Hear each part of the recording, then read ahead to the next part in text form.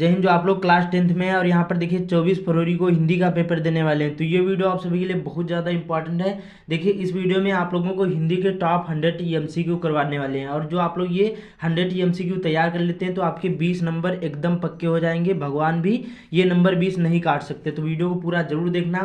देखिए इस वीडियो में आप लोगों को यहाँ पर देखिए हिंदी गद्य साहित्य, पद्य साहित्य और जितने भी हिंदी व्याकरण के क्वेश्चन है सारे करवाऊंगा, और वीडियो के आखिर में बताऊंगा इसका पीडीएफ नोट कहाँ मिलेगा। तो ध्यान से वीडियो को देखना।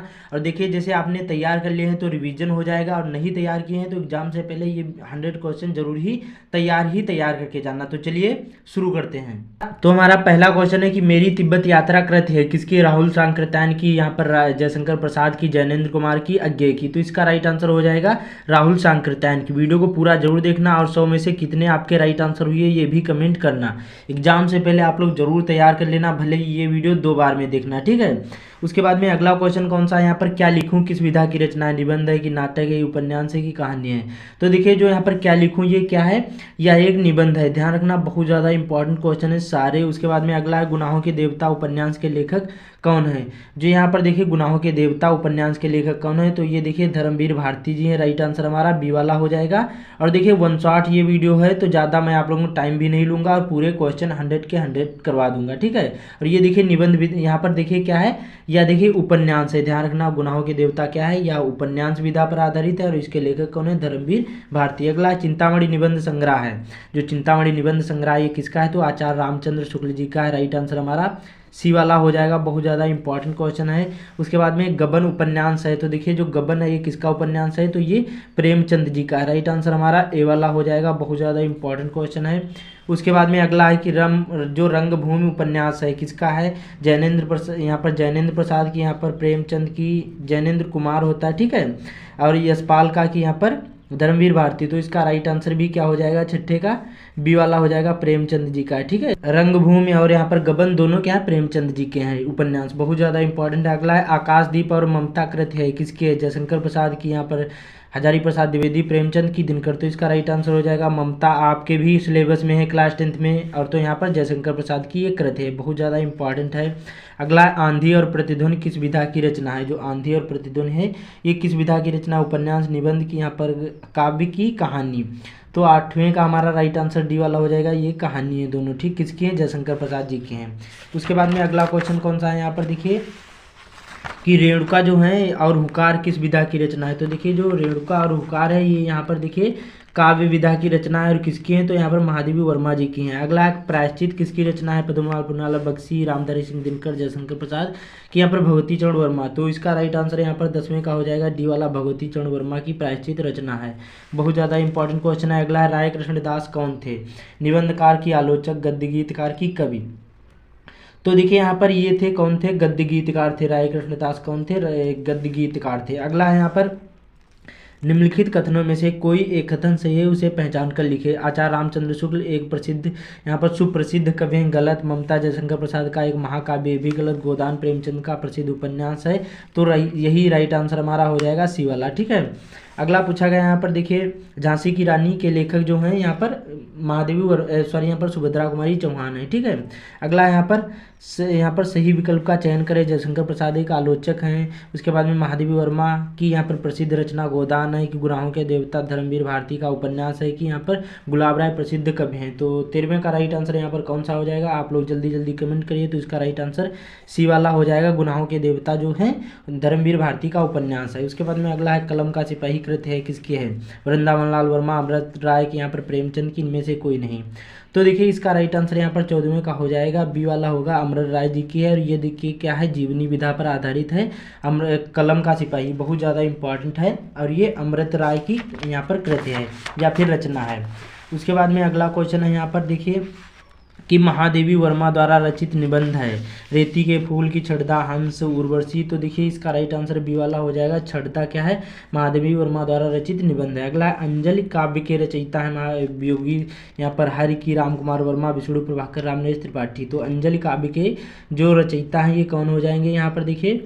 तो यहाँ पर 16वें का राइट आंसर यहाँ पर बी वाला हो जाएगा, राम कुमार वर्मा जी हैं, राइट आंसर बी वाला हो जाएगा। अगला पूछा गया गुलाब राय द्वारा रचित आत्मकथा कौन सी है? मेरी जीवन प्रवाह की, मन की बातें, मेरी असफलताएं की नई पौध। तो देखिए 17वें का राइट आंसर यहाँ पर सी वाला हो जाएगा, मेरी जो असफलताएं, बाबू गुलाब यहाँ पर राय द्वारा रचित आत्मकथा। ठीक है। अगला शुक्ल युग की समयावधि कितनी है? 1900 से लगाकर 1920, 1919 से 1938 की, 1925 से 1940 की, कोई नहीं। तो देखिए 18वें का राइट आंसर यहाँ पर बी वाला हो जाएगा, 1919 से 1938 ईस्वी तक ये शुक्ल युग की समयावधि है या फिर समय सीमा है। अगला है यहाँ पर मकरंद बिंदु निबंध संग्रह के रचनाकार, बहुत ज़्यादा इंपॉर्टेंट क्वेश्चन है। तो देखिए इसका राइट आंसर यहाँ पर 19वें का हो जाएगा, ए वाला, पद्मलाल पुन्नालाल बख्शी जी का ये निबंध संग्रह मकरंद बिंदु। ठीक है, बहुत ज़्यादा इंपॉर्टेंट क्वेश्चन है ये, जो आपके 2024 में पेपर हुए थे, इसमें 3 बार ये क्वेश्चन पूछा गया था, 3 सेट में। ठीक है। अगला कुछ बिखरे पन्ने किस विधा की रचना है? और देखिए जो क्वेश्चन मैं आप लोगों को बताऊंगा ये प्रीवियस ईयर क्वेश्चन में आए थे, बहुत ज़्यादा इंपॉर्टेंट क्वेश्चन है, आने के बहुत ज़्यादा 100% चांस है, क्योंकि प्रीवियस ईयर क्वेश्चन से ही आपके क्वेश्चन बनते हैं। आधे से ज़्यादा आपके प्रीवियस ईयर से होते हैं, बाकी 10% होते हैं जो आपके न्यू होते हैं, वो भी मैंने आप लोगों को बता दिया, इसलिए 100 क्वेश्चन है। ठीक है, तो आप लोग बस वीडियो को पूरा जरूर देखना, बाकी चैनल पर पहली बार आए चैनल को सब्सक्राइब भी कर लेना।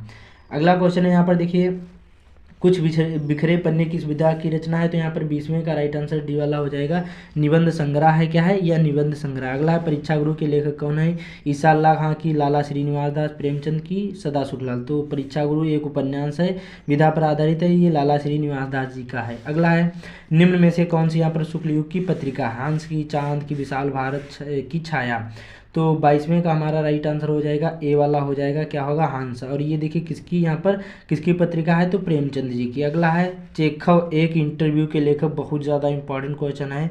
23वें का राइट आंसर ए वाला हो जाएगा, राजेंद्र यादव का ये इसके लेखक हैं। ठीक है, चेखव एक इंटरव्यू, आपने भी पढ़ा होगा, ये क्वेश्चन बहुत बार रिपीट हुआ है बोर्ड एग्जाम में। उसके बाद में अगला क्वेश्चन है यहाँ पर देखिए, क्या लिखा है? शुक्लोत्तर युग के यहाँ पर लेखक हैं, शुक्लोत्तर युग के लेखक हैं। 24वें का राइट आंसर डी वाला हो जाएगा, धर्मवीर भारती जी हैं, बहुत ज़्यादा इंपॉर्टेंट क्वेश्चन है। अगला है पंडित प्रताप नारायण मिश्र लेखक हैं, द्विवेदी युग के, कि भारतीय युग के, शुक्ल युग के, कि शुक्लोत्तर युग के। तो देखिए इसका 25वें का राइट आंसर यहाँ पर बी वाला हो जाएगा, भारतीय युग के, जो पंडित प्रताप नारायण मिश्र लेखक हैं। ठीक है, भारतीय युग के। अगला है रस मीमांसा के लेखक कौन है? महादेव वर्मा, आचार्य रामचंद्र शुक्ल की, निराला की, महावीर प्रसाद द्विवेदी। तो रस मीमांसा आपको भी पता होगा, 26वें का राइट आंसर बी वाला हो जाएगा। और ये देखिए एक आलोचना है, जो यहाँ पर रस मीमांसा है, यह एक आलोचना विधा पर आधारित है, भी ध्यान रखना। वट पीपल निबंध के लेखक कौन है? तो यहाँ पर देखिए ये रामधारी सिंह दिनकर जी हो जाएंगे। कौन होंगे? रामधारी सिंह दिनकर। वट पीपल के निबंध के लेखक कौन है? तो यहाँ पर रामधारी सिंह दिनकर। हिमालय की पुकार किस विधा की रचना है? बहुत ज़्यादा इंपॉर्टेंट है। 28वें का राइट आंसर कौन सा हो जाएगा? यहाँ पर सी वाला हो जाएगा। क्या होगी? ये देखिए क्या होगा? सी वाला हो जाएगा। राइट आंसर यहाँ पर आलोचना हो जाएगी। अगला पूछा गया यहाँ पर रामचंद्रिका के रचयिता तुलसीदास, केशवदास की, मैथिली शरण गुप्त, जयशंकर प्रसाद। तो रामचंद्रिका के रचयिता केशवदास हैं। कौन है? केशवदास। ध्यान रखना, रामचंद्रिका के तुलसीदास नहीं, केशवदास जी हैं।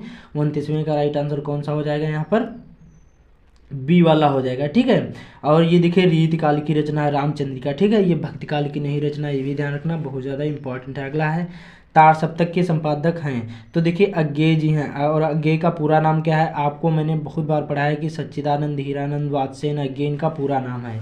अगला यहाँ पर दीपशिखा की रचयिता कौन है? तो देखिए महादेवी वर्मा जी हैं, ये दीपशिखा की रचयिता है। राइट आंसर हमारा बी वाला हो जाएगा। उसके बाद में अगला क्वेश्चन है यहाँ पर कामायनी महाकाव्य के रचयिता हैं। तो आपको भी पता होगा यह एक महाकाव्य है कामायनी, और ये जयशंकर प्रसाद के इसके रचयिता हैं। ठीक है, अगला है साकेत महाकाव्य के रचनाकार कौन है? बहुत ज़्यादा इंपॉर्टेंट है। तो देखिए साकेत के यहाँ पर हो जाएंगे 33वें का राइट आंसर कौन सा हो जाएगा? आप लोग कमेंट करिए जल्दी जल्दी।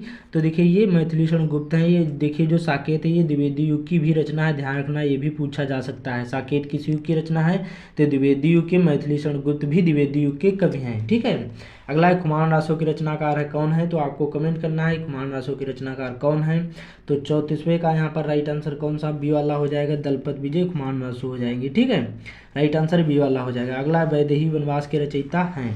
बहुत ज़्यादा इंपॉर्टेंट क्वेश्चन है। देखिए तो इसका राइट आंसर अयोध्या सिंह उपाध्याय जी हो जाएंगे, और हरियोध इनका पूरा नाम है। अयोध्या सिंह उपाध्याय हरियोध इनका पूरा नाम है। ठीक है, अगला है भूषण किस युग के कवि हैं, बहुत ज़्यादा इंपॉर्टेंट है। तो देखिए बिहारी भूषण ये सभी रीतिकाल के कवि हैं।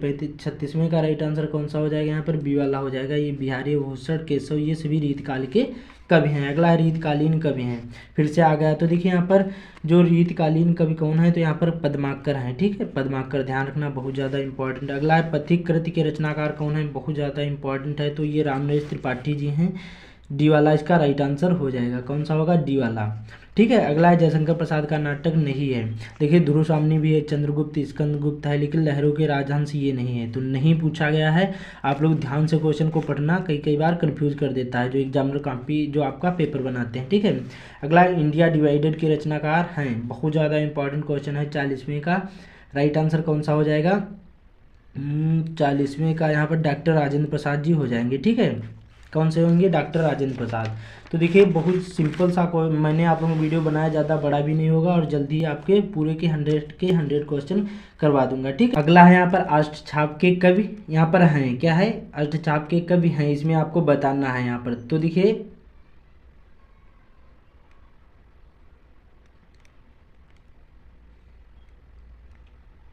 उसके बाद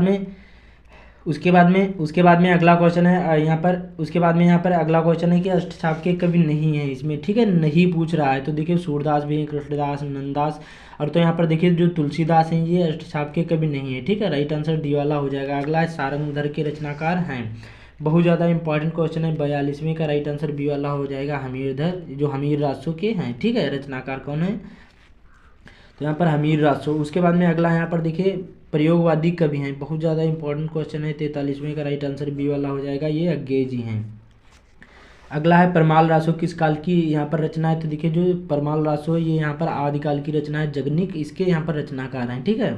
अगला है हिंदी का प्रथम महाकाव्य माना जाता है, तो हिंदी का जो प्रथम महाकाव्य किसे माना जाता है, तो ये पृथ्वीराज रासो को हिंदी का प्रथम महाकाव्य माना जाता है, ध्यान रखना, बहुत ज़्यादा इंपॉर्टेंट है। अगला है रीतकाल का अन्य नाम क्या है, स्वर्णकाल, श्रृंगार काल, उद्भव काल की संक्रांति काल। तो देखिए इसका राइट आंसर यहाँ पर हो जाएगा श्रृंगार काल कहा जाता है रीतकाल को, ठीक है। अगला यहाँ पर देखिए रीतबद्ध का, यहाँ पर रीतबद्ध काव्यधारा के कवि हैं, कौन है यहाँ पर, बिहारी, माखनलाल चतुर्वेदी, भिखारी दास की ठाकुर। तो इसका राइट आंसर यहाँ पर सी वाला हो जाएगा, भिखारी दास जी हैं, ठीक है। अगला है चिदम्बरा के रचयिता हैं, सुमित्रानंदन पंत, राम कुमार वर्मा, रामनरेश त्रिपाठी, निराला। तो इसका राइट आंसर 48वें का हो जाएगा, ए वाला, सुमित्रानंदन पंत जी हैं। अगला है आंगन के पारद्वार रचना है, बहुत ज़्यादा इंपॉर्टेंट क्वेश्चन है, 49वें का बी वाला हो जाएगा, ये अज्ञेय इनकी रचना है, ठीक है, अज्ञेय जी की ये रचना है। उसके बाद में यहाँ पर देखिए अगला क्वेश्चन है हमारा 50वां, ठीक है। सुमित्रानंदन पंत का वास्तविक नाम क्या है, गुसाई दत्त, सूर्य कुमार यहाँ पर की कलाधर की यहाँ पर राम बोला। तो देखिए जो सुमित्रानंदन का वास्तविक नाम क्या था, तो ये देखिए गुसाई दत्त था। तो इस प्रकार से आप लोग ये क्वेश्चन बहुत ही इंपॉर्टेंट है, तैयार कर लो। उसके बाद में यहाँ पर अगला क्वेश्चन है, यहाँ पर हास्य रस का स्थायी भाव है। तो देखिए अब जो 50 क्वेश्चन करवाऊंगा ये हिंदी व्याकरण के होंगे। तो यहाँ पर देखिए हास्य रस का जो स्थायी भाव है यहाँ पर क्या हो जाएगा, तो देखिए हास्य रस का जो स्थायी भाव होता है ये हास होता है, राइट आंसर बी वाला हो जाएगा, वो ए वाला हो जाएगा, बहुत सिंपल सा। अगला है करुण रस का स्थायी भाव क्या होता है, तो शोक होता है, राइट आंसर ए वाला इसमें भी हो जाएगा। अगला है हे खग मृग हे मधुकर श्रेणी तुम देख सीता मृगनयनी में कौन सा रस है। तो देखिए दो ही रस पूछे जाते हैं क्लास 10th में, हास रस और करुण रस। तो इसमें करुण रस हो जाएगा, क्योंकि इसमें क्या है, हे खग मृग हे मधुकर श्रेणी तुम देख सीता मृगनयनी। इसमें भगवान राम जब यहाँ पर सीता का हरण हो जाता है तो भगवान राम यहाँ पर मृग से पूछते हैं कि आपने सीता को देखा है क्या। तो इस प्रकार से वर्णन किया गया है, तो इसमें शोक प्रकट हो रहा है, ठीक है। अगला रसों की संख्या कितनी होती है, तो 9 रस होते हैं। 54 का राइट आंसर यहाँ पर सी वाला हो जाएगा। बहुत सिंपल सा क्वेश्चन सारे मैंने आप लोगों को कराए हैं, लेकिन बहुत ज़्यादा ये इंपॉर्टेंट भी हैं। अगला है रस के कितने अंग होते हैं, 4 की, 5 की, 6 की, 7। तो देखिए जो यहाँ पर रस के जो यहाँ पर अंग होते हैं 4 होते हैं, ठीक है। अगला है जहाँ पर किसी एक वस्तु की दूसरी वस्तु प्रसिद्ध वस्तु या व्यक्ति के गुण यहाँ पर धर्म और रूप के कारण समानता या तुलना की जाती है, वहाँ पर कौन सा अलंकार हो जाएगा। फिर से पढ़ते हैं कि जहाँ पर किसी एक वस्तु की किसी दूसरी प्रसिद्ध वस्तु या व्यक्ति के गुण धर्म और रूप के कारण समानता या तुलना की जाती है तो वहाँ पर कौन सा अलंकार हो जाएगा? रूपक, अनुप्रास की, उपमा, श्लेष। बहुत ज़्यादा इंपॉर्टेंट क्वेश्चन है तो इसका राइट आंसर हो जाएगा उपमा अलंकार हो जाएगा। जैसे यहाँ पर पीपरपात सरिस मंडोला, क्या हो जाएगा? पीपरपात सरिस मंडोला। क्या है? इसमें पीपल के जो पत्ता होता है हमारे मन की तरह हमेशा डोलता है, तो क्या है? एक दूसरे में समानता बताई गई, ठीक है, पीपल के पत्ते में और हमारे मन से समानता बताई गई, ठीक है। इसके गुण या धर्म के आधार पर समानता बताई गई। अगला है चरण कमल बंध और रई में कौन सा अलंकार हो जाएगा? तो रूपक अलंकार हो जाएगा। इसमें क्या है? उपमेय में उपमान का भेद रहित आरोप हो रहा है। अगला है वह सरल विरल काली रेखा तम के तागेसी जो हिल डुल पंक्ति में कौन सा अलंकार हो जाएगा? तो 98 का राइट आंसर कौन सा हो जाएगा? ए वाला हो जाएगा। कौन सा होगा? 58वें का राइट आंसर, सॉरी यहाँ पर सी वाला हो जाएगा। सॉरी यहाँ पर उपमा अलंकार हो जाएगा। कौन सा होगा? उपमा अलंकार, ठीक है। अगला है मनो मानो जनो जानो आदिवाचक शब्द किस अलंकार में आते हैं? तो जहाँ पर उपमेय में उपमान की संभावना की जाए वहाँ पर मन मानो जन जानो जनो मनो कोई भी वाचक शब्द आते हैं तो वहाँ पर उत्प्रेक्षा अलंकार होता है। राइट आंसर ए वाला हो जाएगा। अगला है यहीं कहीं पर बिखर गई व भग्न विजय माला सी उपयुक्त पंक्तियों में कौन सा अलंकार है? बहुत ज़्यादा इंपॉर्टेंट क्वेश्चन है। तो देखिए इसका राइट आंसर यहाँ पर हो जाएगा 60वें का बी वाला उपमा अलंकार हो जाएगा। अगला है कि रोला छंद के प्रत्येक चरणों में कितनी मात्राएं होती हैं? तो आपको भी पता होगा 24 होंगी, ठीक है।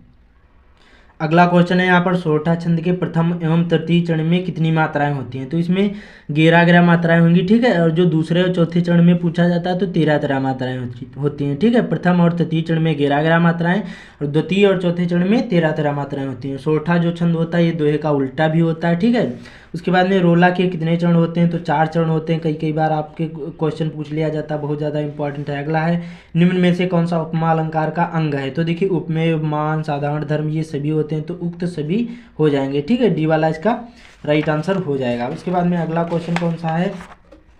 क्या लिखा है यहाँ पर? सुन केवट के बैन प्रेम लपेटे अपटे अटपटे। क्या लिखा है? सुन केवट के बैन और प्रेम लपेटे अटपटे उपर्युक्त पंक्तियों में छंद है। बहुत ज़्यादा इंपॉर्टेंट क्वेश्चन है तो 65वें का यहाँ पर राइट आंसर बी वाला हो जाएगा। ये सोरठा छंद है। आप लोग गिन लेना यहाँ पर पाई मात्राएं।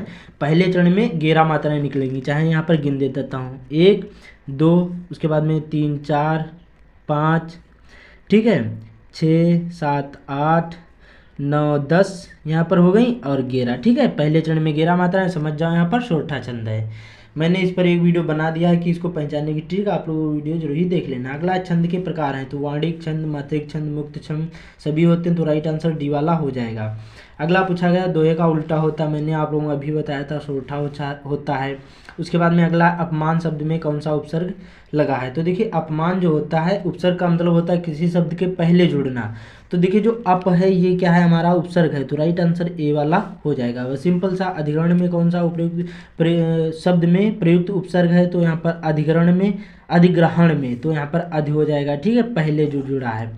उसके बाद में अगला अनुच्चर शब्द में प्रयुक्त उपसर्ग, तो देखिए अनुच्चर में जो अनु है यही हमारा उपसर्ग है, राइट आंसर बी वाला हो जाएगा। अगला षड दर्शन में कौन सा समास है?